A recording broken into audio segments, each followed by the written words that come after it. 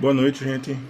É, Mais uma vez a gente está aqui para bater aquele papo interessante, né? Falar mais uma vez sobre a doutrina espírita.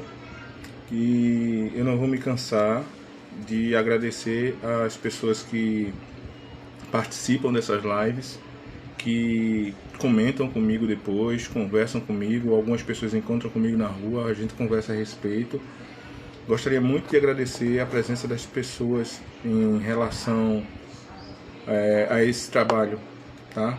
Oi, Emanuelita, tudo bom? Obrigado pela sua presença mais uma vez. Gente, a última live que a gente fez, a gente tratou de um assunto interessante que foi sobre Deus. A gente saiu um pouco do tema da obsessão. Boa noite, Levi. A gente saiu um pouco do tema obsessão e falou sobre Deus, né? Algumas pessoas não viram essa live, mas em breve a gente vai estar conseguindo abrir o nosso canal aqui no YouTube. A gente está passando por uns atropelos, assim, eu sou péssimo com essa coisa de internet, mas a gente chega lá. Mas eu gostaria muito de agradecer as pessoas que estão participando, né? Mas como eu falei, a live sobre Deus, ela foi bem, eu achei particularmente bem interessante, porque ela mostra, ela esclarece para a gente o olhar que a gente deve ter a respeito de Deus, de uma forma racional, de uma forma pé no chão, né? A gente não deixa de ter fé, tá? Que é o que é importante. A gente não deixa de ter fé, a gente não deixa de acreditar em Deus, mas a gente passa a acreditar num Deus de uma forma amorosa de ser e justa, além de tudo justa, tá? Então, assim, quem não deu uma olhada, que quiser dar uma olhada, a live está lá disponível aí no Facebook. A gente falou sobre a forma em que Deus se apresenta realmente. Boa noite, Tamires, muito obrigado pela sua presença também, seja bem-vinda. Então, assim, algumas pessoas, elas têm a ideia meio distorcida de que Deus, ele é um ser superior e que nos seus momentos de ira ele não vai nos perdoar e vai nos jogar no fogo do inferno. Ora, a gente só repassando um assunto interessante sobre isso aí, que algumas pessoas me questionaram. Deus é infinitamente ele é infinito em suas qualidades, tá?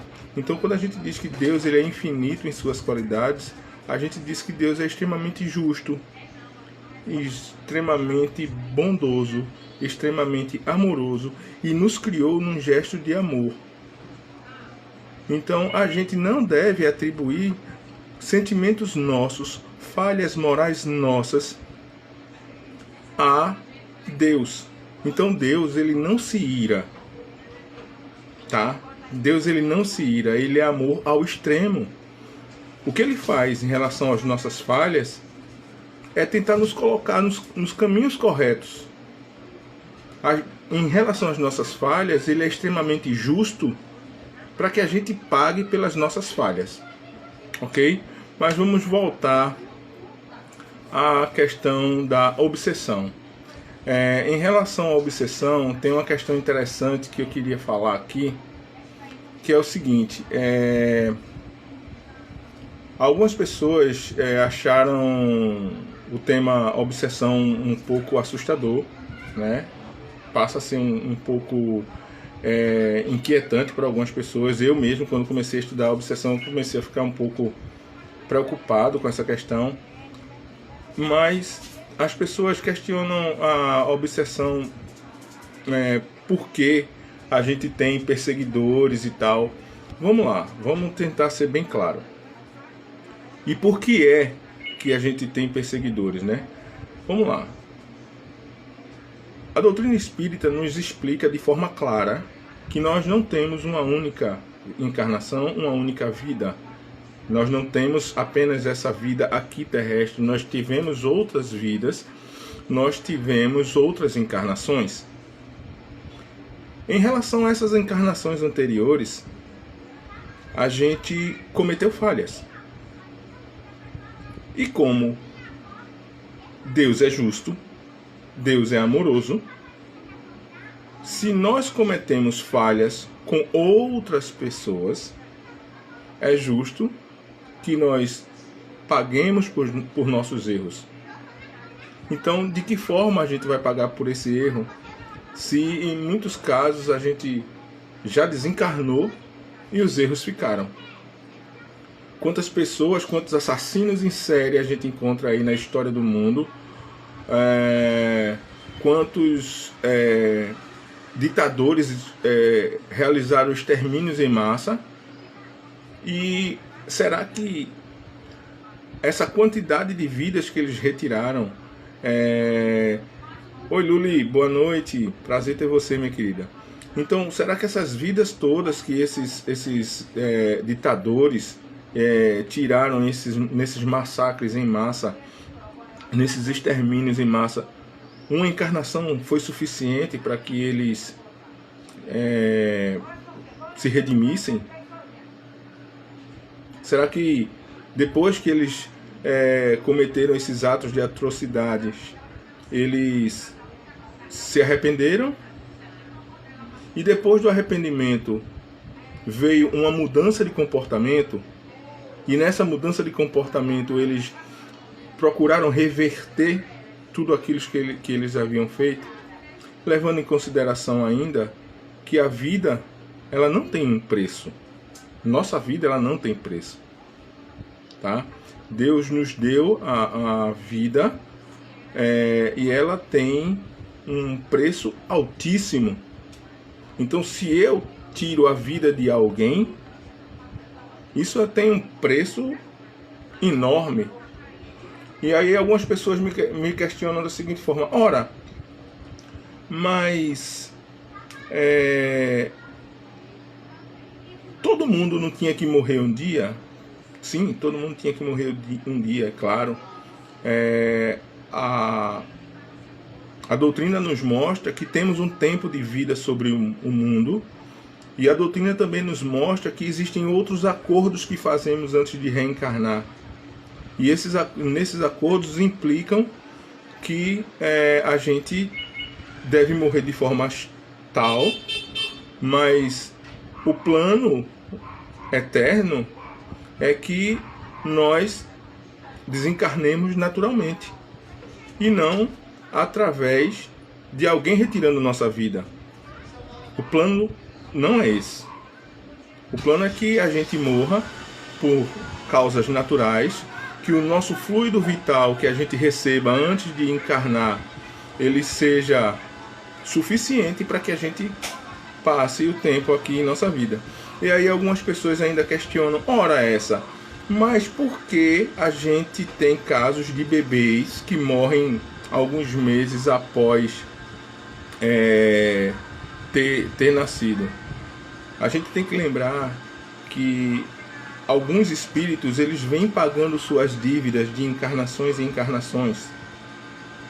Então, muitas vezes, alguns espíritos, eles só têm que pagar algumas horas, alguns dias de vida, alguns meses ou alguns poucos anos de vida aqui com a gente. E aí eles já cumpriram suas missões e eles têm que ir. É doloroso isso, de certa parte. É às vezes até incompreensível que a gente tenha perdido tantos jovens precocemente, tantas crianças, tantos bebês, mas é porque o tempo daquele espírito chegou, tá? E aí provavelmente aquele espírito ele não reencarne mais nesse plano, não reencarne mais nesse planeta, entendem? Então a gente tem que parar de olhar a vida com olhos de pessoas injustiçadas e tentar olhar a vida como um presente de Deus e como uma missão que temos de cumprir. Vamos perder companheiros, vamos perder pais, mães, filhos, irmãos, vamos perder todos eles. Nossa carne não é eterna. O que vale é o compromisso espiritual que nós assumimos. Em relação a esse compromisso espiritual, é justo nesse ponto que eu gostaria de chegar.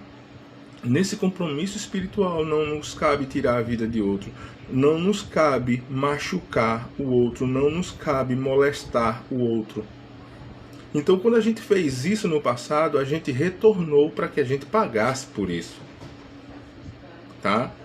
Ou retornou até em planos de compartilhar em laços de família algumas lições com outros espíritos familiares nossos.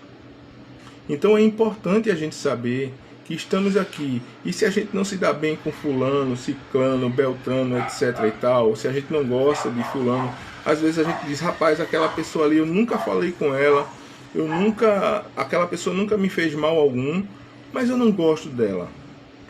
A gente tem que levar em consideração que isso podem ser antipatias de vidas anteriores.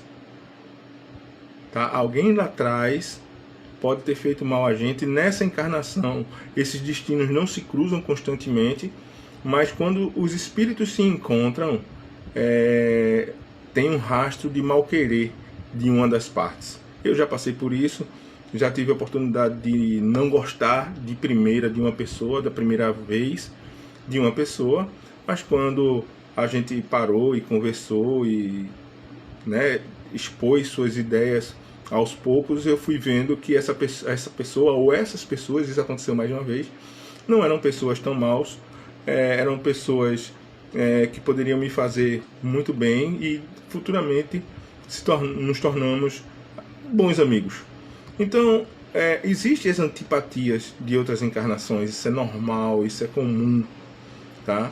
E existe também a questão de que a gente veio para esse mundo para nos regenerarmos, quebrarmos esses grilhões de ódio, de mágoa, de tristeza, de dores, de rancores.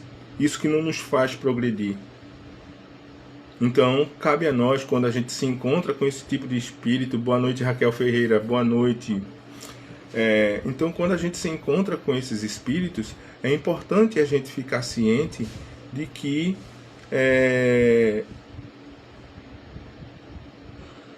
a gente tem que se elevar, tem que deixar de lado esse rancor, esse ódio. Estamos aqui para trabalhar em cima disso. Isso é um processo complexo, isso não é um processo fácil, ninguém nunca disse que foi fácil, que seria fácil, mas é que a gente tem que seguir. Levi, existe muito mau gosto quanto a mim, é o que você diz. Também existe muito mau gosto quanto a mim, existe muito mau gosto quanto a muita gente. Muita gente tem muitos inimigos. Existem pessoas que falam com a gente, que convivem com a gente até de uma certa forma, mas não gostam da gente normal. Mas cabe a nós, quando tomarmos ciência disso, amigo, deixar isso de lado, seguir a nossa vida e orar por aqueles que não nos amam. Orar também por aqueles que nós não amamos. Essa é a prova mais difícil, é amar aos nossos inimigos. Isso é uma lição muito interessante do Evangelho segundo o Espiritismo, e também é uma lição muito importante que está lá na Bíblia. Amar aos nossos inimigos é muito mais complicado. Amar pai, mãe, irmãos, amigos é muito bom. Difícil é a gente amar aqueles que não nos amam e aqueles que nós não amamos. Isso é uma coisa muito certa. Então, como a gente veio falando de obsessão na semana passada, algumas pessoas questionam o que é que um obsessor ele é capaz de fazer. Olha, gente, o que um obsessor é capaz de fazer é algo muito sério. Pode ser algo muito sério. Eu tenho... Essa semana eu conversei com um grande amigo meu, um artista plástico, que eu tenho uma consideração e respeito pelo trabalho dele, respeito pela pessoa dele também, acho ele uma pessoa maravilhosa. E ele contou pra mim que durante muito tempo da sua vida ele foi obsidiado. Ele foi obsidiado. Isso é uma boa saída, viu, Levi? Levar tudo no bom humor. Deixa quem não gosta da gente pra lá. Entrega a Deus, que é a melhor coisa que se faz. Perdoa esse que não nos quer bem. E pede também pra gente ser perdoado por também não gostar de todo mundo. Porque a gente também não gosta de todo mundo, isso é comum. Então esse artista plástico que eu falei aqui, ele falou para mim essa semana que passou muito tempo sendo obsidiado e foi taxado inclusive de ser louco. né? Isso é uma coisa muito séria. Então, o que é que um obsessor ele pode fazer com você? Ele pode realmente lhe levar à loucura, sim. Quando a gente falou logo no início sobre depressão, não sei se algumas pessoas que tiveram aqui, que a gente falou sobre depressão,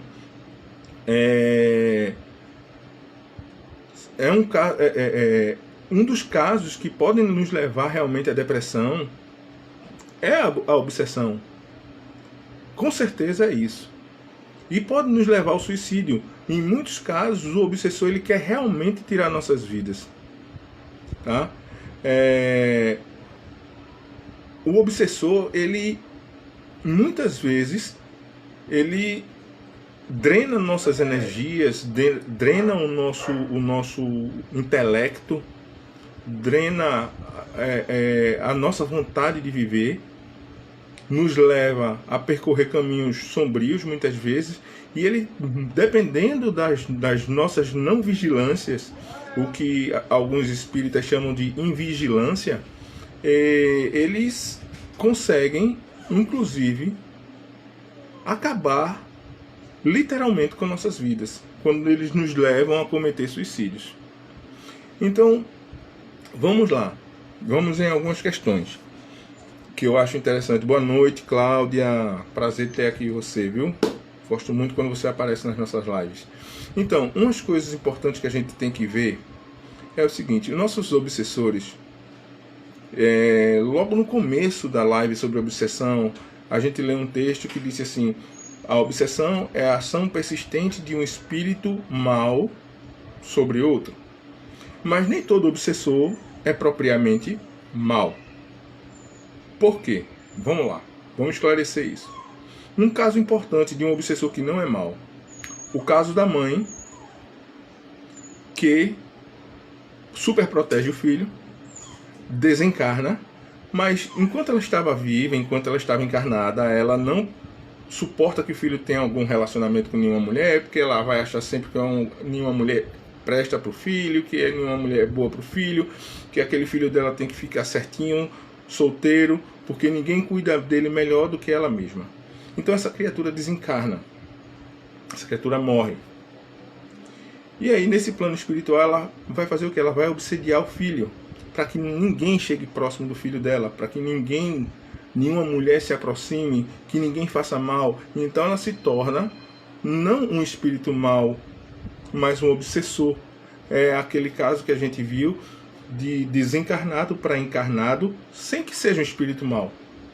Provavelmente algumas pessoas que estão assistindo essa live aqui já perderam mãe, já perderam pais, e a gente sabe que nossos pais não nos querem mal, né? não nos desejam mal, mas no caso não é a ação de um espírito propriamente mau, mas de um espírito não desenvolvido, de um espírito não esclarecido, porque essa superproteção se torna uma obsessão.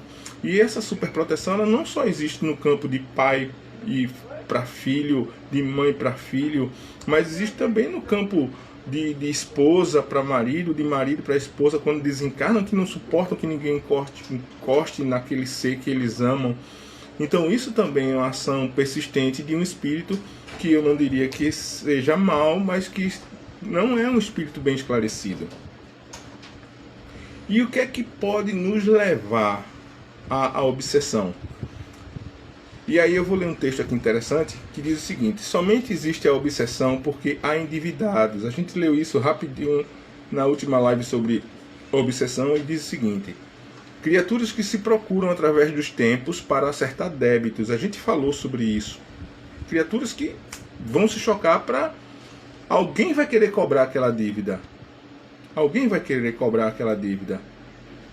E nós, os encarnados, que somos, em muitos casos, obsediados por espíritos que já desencarnaram, a gente tem que estar pronto para saber como pagar essa dívida. E somente existem esses processos dolorosos de resgate porque o homem ainda é imperfeito, trazendo em si maior cota de sombras. Somos espíritos endurecidos, volto a afirmar isso, e carregamos conosco mais maldade do que bondade. Se assim não fosse, se a gente carregasse mais bondade do que maldade, a gente teria menos tempo aqui nesse planeta e provavelmente não estaríamos mais reencarnando aqui, tá? Por isso a obsessão é dolorosa, mas se trabalharmos nela, conseguiremos nos livrar mais rapidamente das nossas mazelas. Então é o seguinte, Manuel Filomeno diz que em toda obsessão, mesmo nos casos mais simples, o encarnado conduz em si mesmo os fatores predisponentes e preponderantes, os débitos morais a resgatar que facultam a alienação. Clóvis Barreto, meu primo, prazer, meu querido, lhe ter aqui. Então o que é que acontece?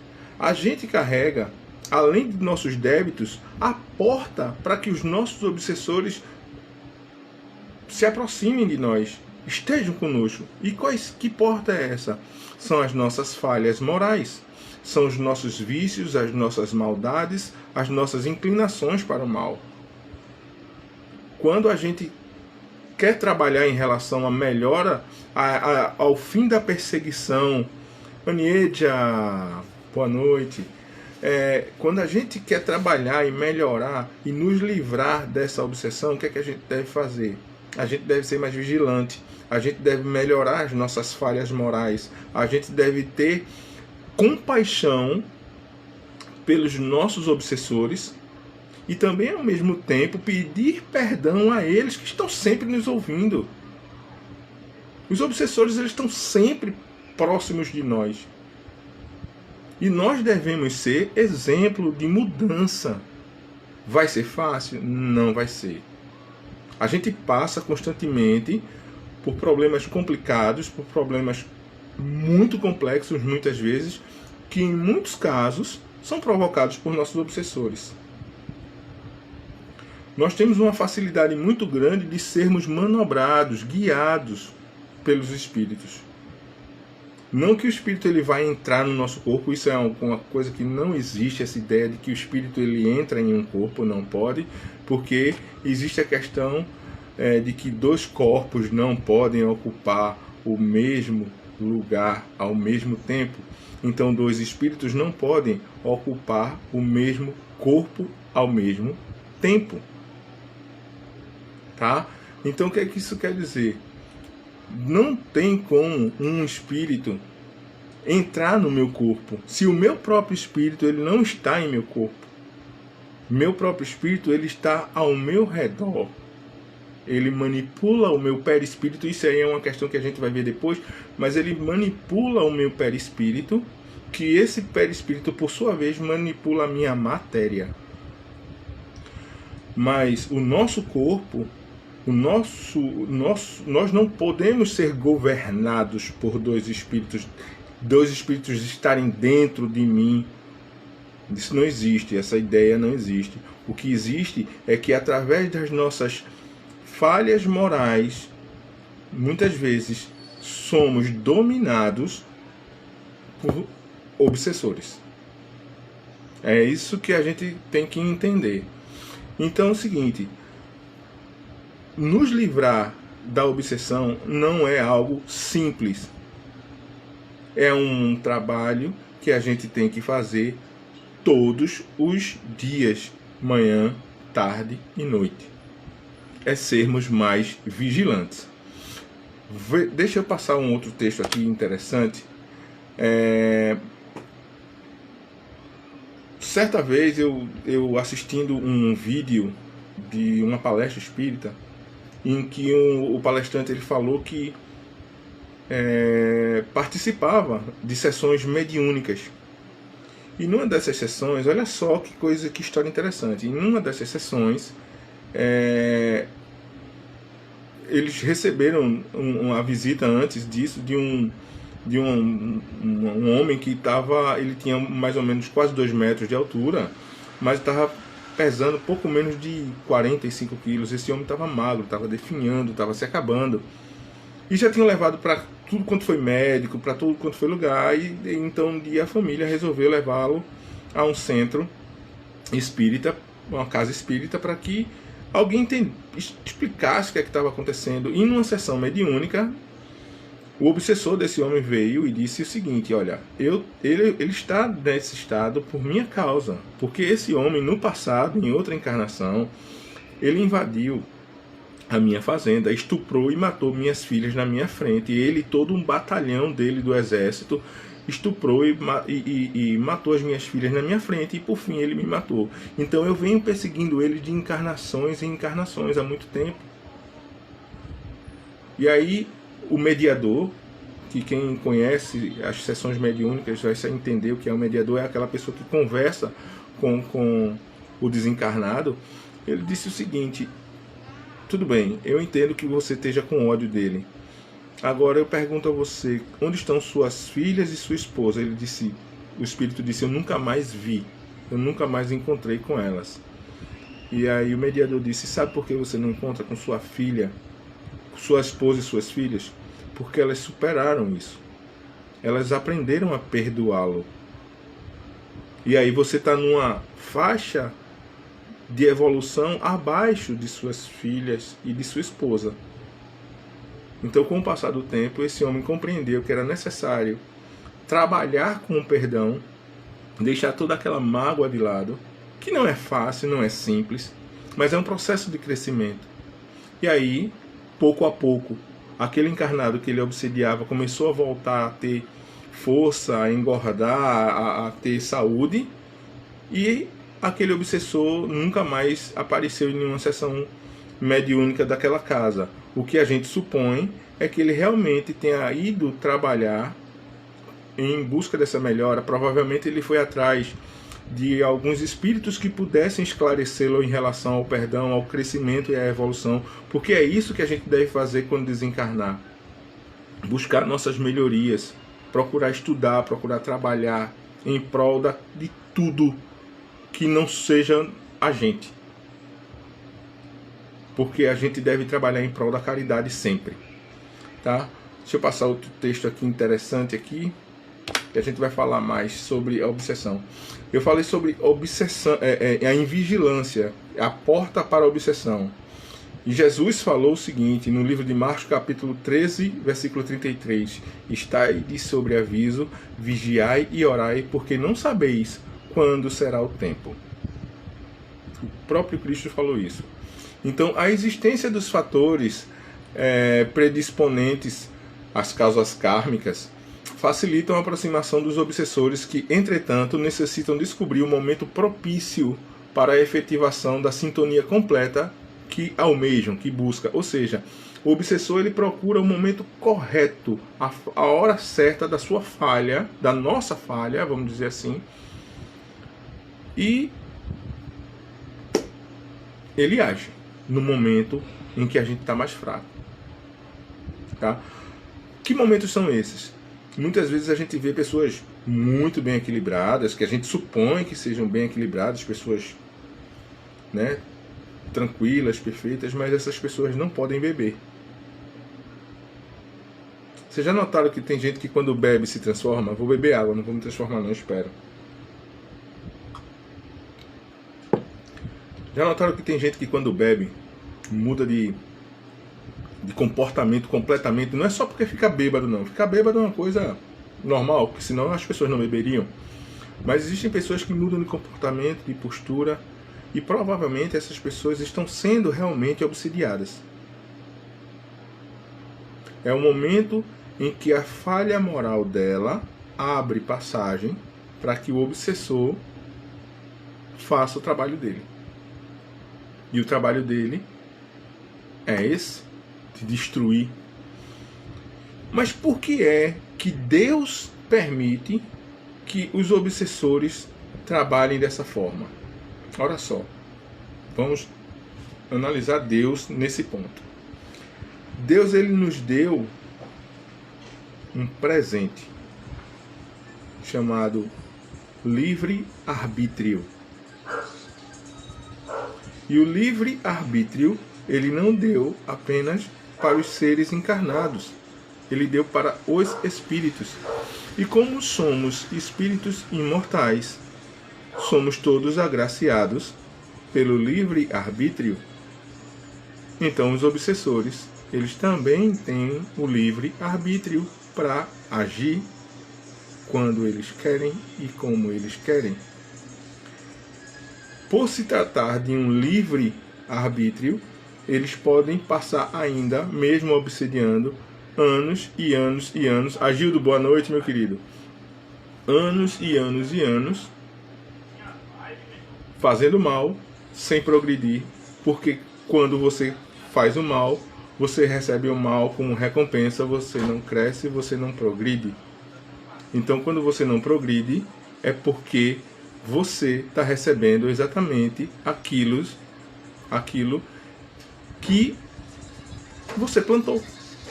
Gente, a vida é um campo enorme, vasto, que você tem por opção a semeadura.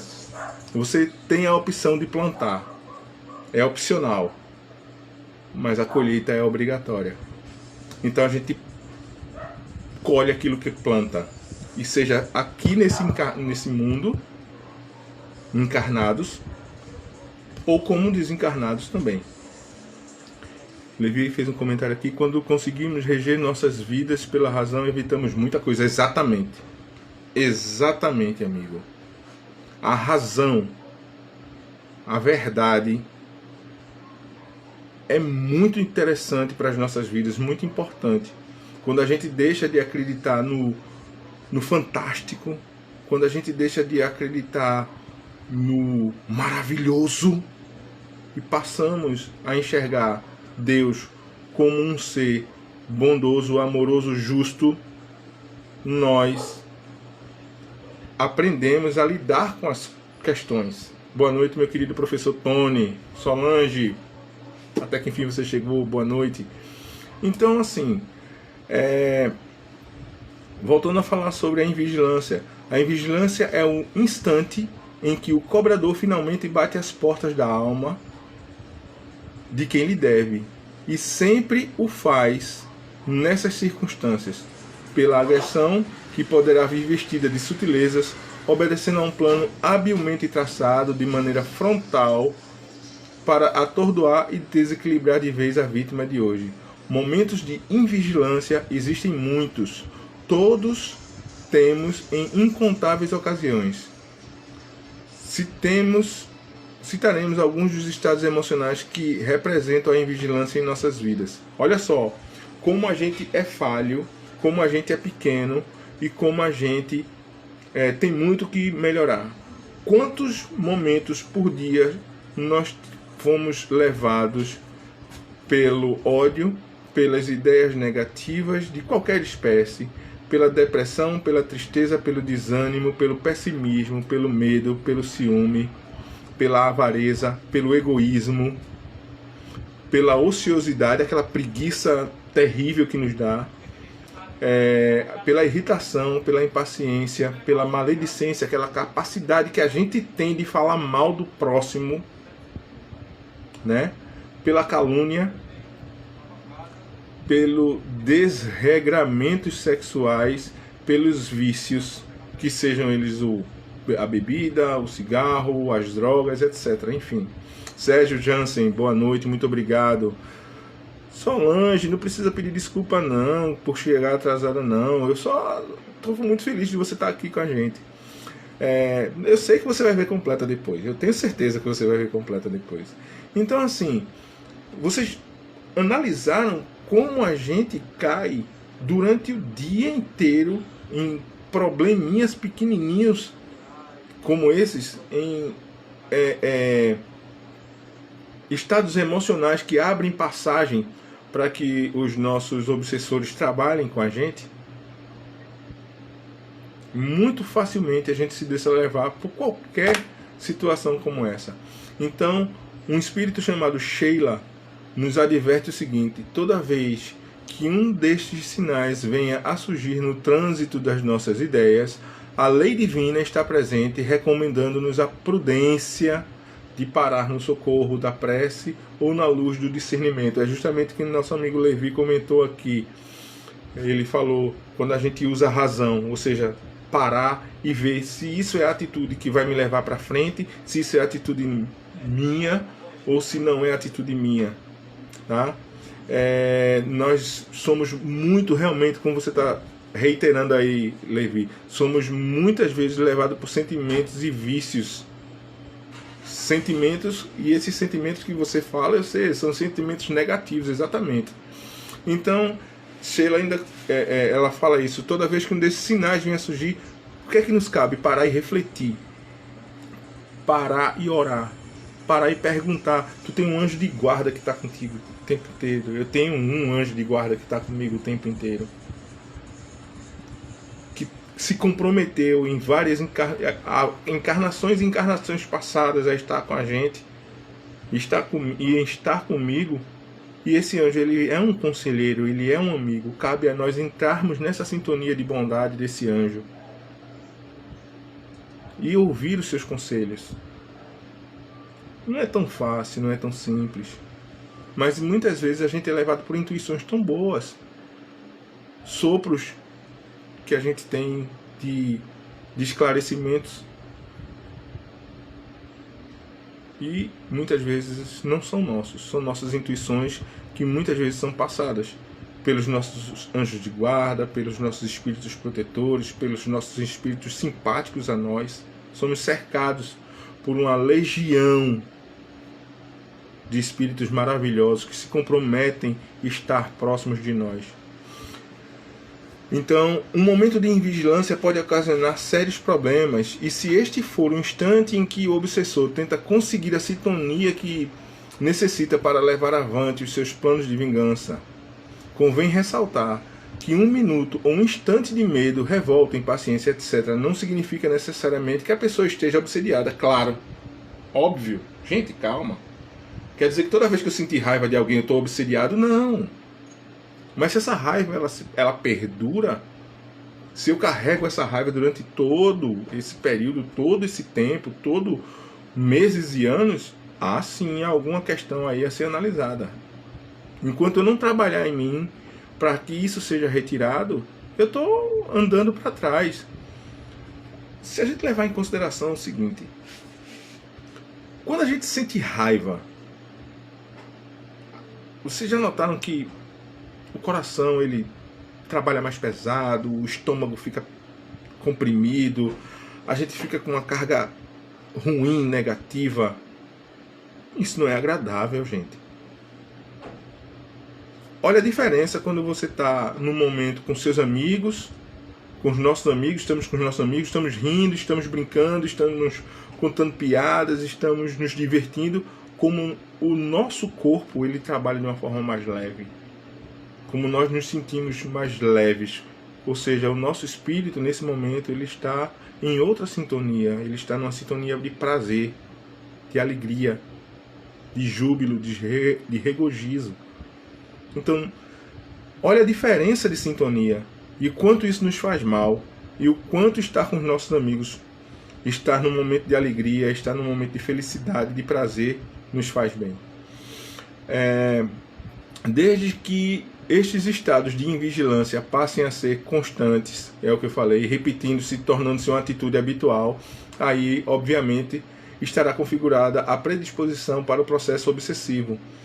Recordemos-nos de que qualquer ideia fixa negativa que venha nos perturbar emocionalmente é sempre sinal de alarme, ante o qual deveremos fazer valer em nossa vida o sábio ensinamento do Mestre Jesus. Tá? Para quem não é espírita e está acompanhando essa live, o Espiritismo é uma doutrina cristã que segue Jesus. Então, quando a gente se dirige ao Mestre, ao exemplo, é Jesus. E aí ele diz: estai de sobreaviso, vigiai e orai, porque não sabeis quando será o tempo. A escravização do pensamento é outro ponto importante na questão da obsessão. No Livro dos Espíritos, a questão 833, Kardec pergunta: haverá no homem alguma coisa que escape a todo constrangimento e pelo qual goze ele de absoluta liberdade? E a resposta é a seguinte: no pensamento goza o homem de ilimitada liberdade, pois que não há como pôr-lhes ideias, pode-se lhe deter o voo, porém não aniquilá-lo. Ou seja, a gente não pode deixar de pensar, né? Mas a gente pode moldar o caminho para os nossos pensamentos. Para que caminhos os nossos pensamentos devem percorrer? Se eu penso em coisas boas, é porque eu quero realmente pensar em coisas boas. Mas a partir do momento que meu pensamento ele começa a desviar no meio desse caminho para pensamentos malignos, pensamentos maldosos, cabe a mim vigiar os meus pensamentos e trazer eles de volta a um caminho mais apropriado. Obsessão é a escravização temporária do pensamento, imantando credores e devedores. Quando eu deixo o meu pensamento ser escravizado pelo meu obsessor, é porque ele conseguiu entrar na minha sintonia, ele conseguiu fazer exatamente aquilo que ele precisava, ele conseguiu a frequência correta que ele precisava. Ora, somos como uma estação de rádio. Aliás, somos como um rádio, tá? E que a gente vai procurando a estação correta que a gente quer escutar, tá? Para que isso aconteça, eu movo o dial do rádio para a direção da estação que eu quero. Da mesma forma, eu movo o meu pensamento para o objetivo que eu desejo.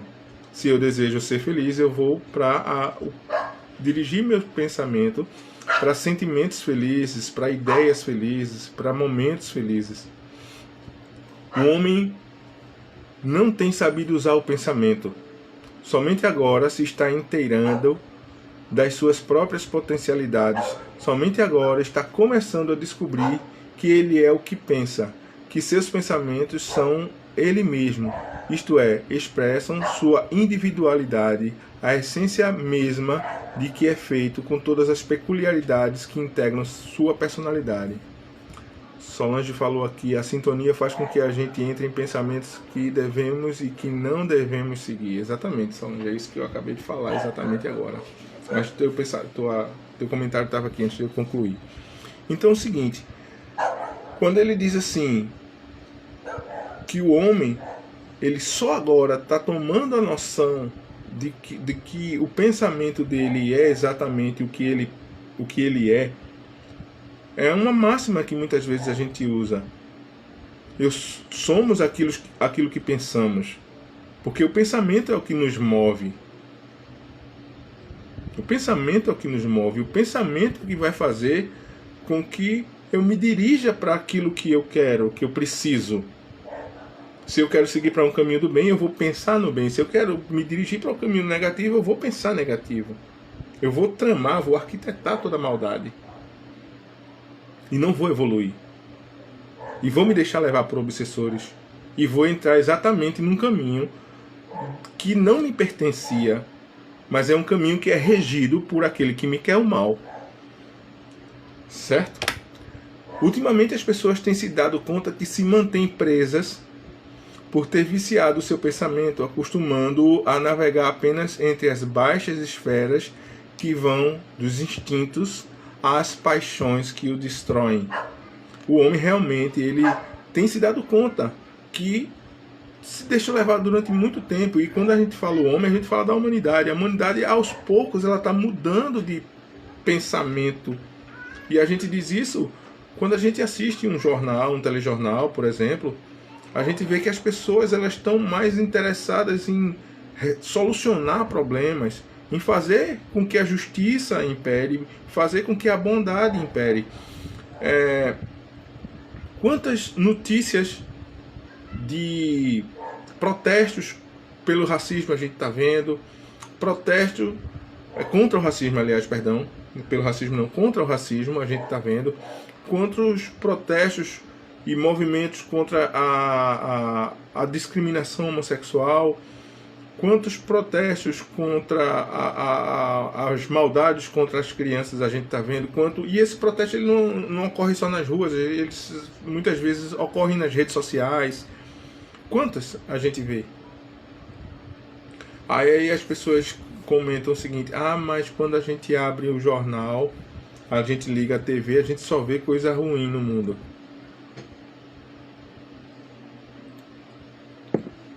De fato, é uma verdade. Mas o que é que vende? É notícia boa ou notícia ruim? Se a gente for olhar, ontem a TV exibiu, acho que durante uma hora e alguma coisa, a história de um rapaz que invadiu o metrô lá em São Paulo e fez uma moça de refém, e aquilo ficou no ar durante muito tempo, muitas horas. Muitas horas. Mas quantas notícias? Por que isso ficou no ar durante tanto tempo? Porque aquilo prende o público, porque aquilo dá audiência. Mas durante aquele período de uma hora aí, vamos supor 1h30 que aquilo ali foi exibido ao ar, quantas pessoas exerceram a caridade naquele momento? E nenhuma desses momentos foram notificados pela mídia. Nenhum momento de bondade, em geral, ele é apresentado pela mídia. A gente vê um exemplo, o jornal, por exemplo, da TV Globo. Ele passa durante o tempo inteiro notícias da Covid-19, notícias da economia, que vai despencando de mal a pior, que o quilo do arroz está a 435 milhões de reais, que morreram mais não sei quantos mil da Covid. Isso não quer dizer que não seja relevante, isso é importante demais. Mas quantos momentos de notícias negativas e notícias pesadas a gente tem? Aí no final eles colocam, bem próximo do final, eles colocam o seguinte: a empresa tal doou 4 milhões de reais para fazer máscara, para fazer não sei quem, cesta básica, não sei quem. Se a gente assistisse um noticiário totalmente movido por atos de bondade, eu garanto que as pessoas teriam mais motivo para acreditar em si mesmas, a modificarem a si mesmas, a procurar fazer o bem pelo próximo. E a gente se deixa obsidiar justamente por aquilo que a gente vê. E muitas vezes o negativismo vem quando a gente exprime a seguinte frase: esse mundo está perdido, não tem mais jeito, a humanidade está acabada. É muito comum a gente dizer isso. Eu já disse várias vezes, esse mundo não tem jeito. Essa negatividade é tudo que o plano superior negativo, o que o plano maldoso precisa ouvir. É como o Nevi está dizendo aí, a perpétua baixa frequência. A gente sempre se deixa levar pela baixa frequência. E ela é constante, ela é sorrateira e ela é interminável. Até o momento que a gente quer. Por isso que hoje em dia eu carrego comigo, assisto o telejornal o mínimo possível. Vou assistir um filme, vou fazer qualquer coisa, mas é porque eu já estou cansado de tanta notícia ruim. Já basta quando a gente abre o Facebook e encontra um monte de coisa ruim, é briga política, é mentira, é fake news de um lado, fake news do outro. E quantos comentários de notícias boas a gente tem no Facebook? A não ser as frases prontas, que já vem a figurinha, bom dia e tal. Mas quantas notícias boas a gente vê no Facebook? Pouquíssimas. São pessoas fazendo suas selfies, tirando suas fotos maravilhosas, que estava na praia, que estava não sei o que, mas... E o pelo próximo? Onde é que fica? O pelo próximo está onde? Então a gente teria que ter um telejornal de notícias boas, para que a gente se libertasse de todo o mal, que ajudasse a gente a trabalhar, a se libertar de todo o mal. Não é isso? As pessoas perceberam que se deixam alimentar pelos vícios e sendo por eles mesmas por eles dominados. Somente com o passar dos tempos é que o raciocínio humano está começando a mudar o seu valor para os objetivos do espírito. Recebendo os ensinamentos de Jesus, mesmo assim, habituados a manipular o pensamento para fazê-lo servir aos seus interesses egoísticos, distorceu por quase 2 milênios a mensagem esclarecedora do Evangelho. Gente, olha só, essa última frase aqui, interessante. A gente está recebendo os ensinamentos de Jesus, a gente sempre recebeu, seja através da leitura da Bíblia, do Evangelho dos Espíritos ou qualquer outro livro religioso, a gente sempre recebeu a mensagem de Jesus, e também através de atitudes de pessoas. Francisco de Assis, ele tem uma frase que eu acho maravilhosa: preguem o Evangelho o tempo todo. Se necessário, usem palavras. Ou seja, sejam o Evangelho. Quando as pessoas não entenderem, aí você fala. Levi falou ainda: eu acho que não é evitar a baixa frequência, e sim se sobressair. A vida é uma dádiva cara, as pessoas têm que crer nisso, aí o jogo vira. Também concordo com você, Levi.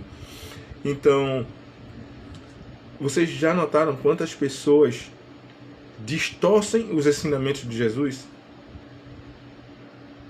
Essas pessoas, elas precisam entender que a fé, ela precisa ser raciocinada e não uma fé fanática, uma fé cega, uma fé doentia. É necessário uma fé raciocinada. Jesus, ele pregou com muita serenidade, com muito amor, com muita clareza. Ele explicou tudo aquilo que a gente precisava. Raciocinar a fé é importantíssimo. Deixa eu ver aqui quem mais. Lentamente, a duras penas, as criaturas estão descobrindo as ilimitadas potencialidades que tem em si mesma. Realmente, aos poucos a gente vai notando que somos muito mais fortes do que pensamos.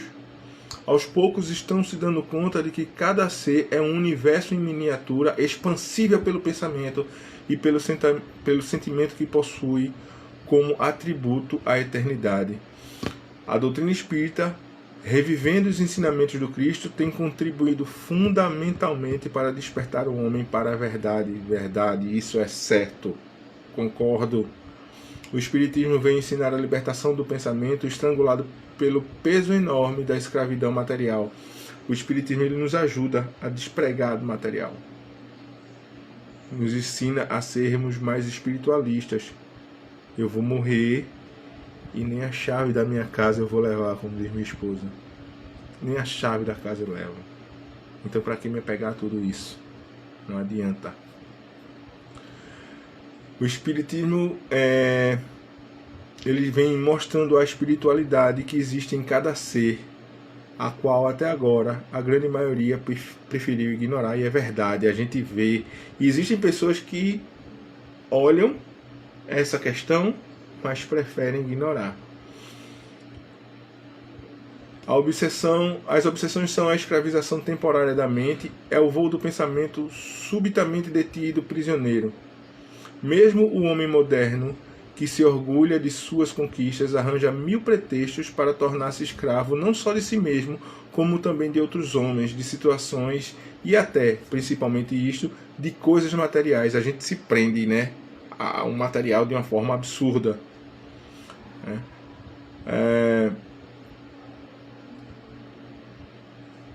Deixa eu ver aqui, tem mais, eu me perdi, peço desculpas. Orgulhando-se de viver no século XX, isso no século passado, quando o avanço do conhecimento atingiu índices jamais imaginados, o homem ainda assim torna-se, olha aí, de quantas coisas nós nos tornamos escravos: dos vícios, do sexo, do dinheiro, escravo do lazer e escravo da máquina.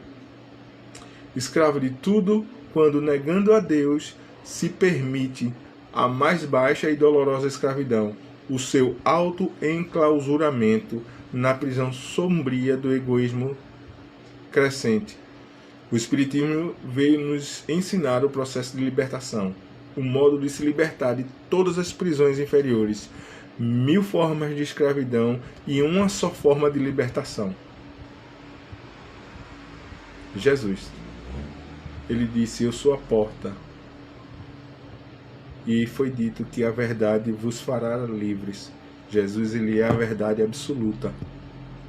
Ele é o caminho para que a gente se liberte de todo o mal que existe.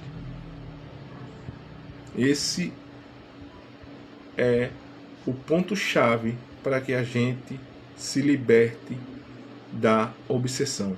É buscar a Jesus. Porque Jesus, ele é amor puro na veia. Jesus, ele é o caminho que vai nos libertar de todo o mal que nos cerca. Ok, gente? A gente vai encerrar aqui a nossa live. Eu vou dar um tempo aqui se alguém quiser fazer um comentário ou alguma pergunta, algum questionamento. E já vou deixar aqui, vou antecipar a nossa live de sexta-feira. Agora ela vai tratar de um assunto muito importante, bem relacionado à obsessão, que é a reforma íntima, tá? É um assunto muito legal, muito interessante, em que a gente vai trabalhar nessa questão aí de como se livrar desse processo que nos aprisiona bastante, a reforma íntima, tá bom? Quem quiser fazer algum comentário, a gente vai ficar aqui ainda um tempo. Eu queria também comentar uma coisa interessante sobre livre-arbítrio. Algumas pessoas chegam para mim para me questionar. Tem uma forma de como explicar o que é o livre-arbítrio? Eu digo que o livre-arbítrio é como um cartão de crédito ilimitado. Você pode comprar o que quiser com um cartão ilimitado. Se você quiser comprar um iate, você vai comprar. Se você quiser comprar uma casa, você vai comprar. Passou o cartão, parcelou, vai estar lá na conta. O livre-arbítrio é da mesma forma. Deus nos deu o livre-arbítrio. A gente é livre, faz o que quer. A semelhança entre o cartão de crédito infinito, com limite infinito, ou qualquer cartão de crédito, e o livre-arbítrio, é que um dia a fatura chega. E você tem que ter cacife e bala na agulha para poder pagar. Tá certo? Gente, foi um prazer conversar com vocês essa noite. Tá? Mais uma vez eu me sinto muito abençoado pela presença de todos vocês aqui. Muito feliz com a presença de todo mundo aqui. Agradeço demais e espero contar com os comentários de vocês aí quando a gente se encontrar na rua, com os comentários pelo Facebook, pelo WhatsApp. Eu espero que vocês acompanhem a próxima live, que a gente vai falar sobre a reforma íntima, tá? Eu já vou deixar postado hoje à noite já para mentalizarem aí. E muito obrigado de verdade pela presença de vocês. Que Deus abençoe a noite de vocês, que Deus dê a semana de vocês com uma semana gloriosa, transforme a semana de vocês numa semana gloriosa, que Deus ilumine os caminhos de vocês, que os bons espíritos sejam enviados para guiar, ajudar vocês a caminharem nos caminhos do bem, que os caminhos de vocês sejam iluminados, maravilhosos. Deus abençoe a todos vocês. Muito obrigado. Levi fez um comentário aqui. André, meu nome e meus parabéns por essas palavras e por esse projeto. Muito obrigado, Levi. Espero ter forças, que Deus me dê forças, que os meus amigos do plano espiritual me deem forças para seguir com esse projeto, com esse trabalho. Tá bom? Deus abençoe a todos vocês. Que sejam felizes. É o mínimo que eu desejo para vocês. Muito obrigado, gente. Boa noite.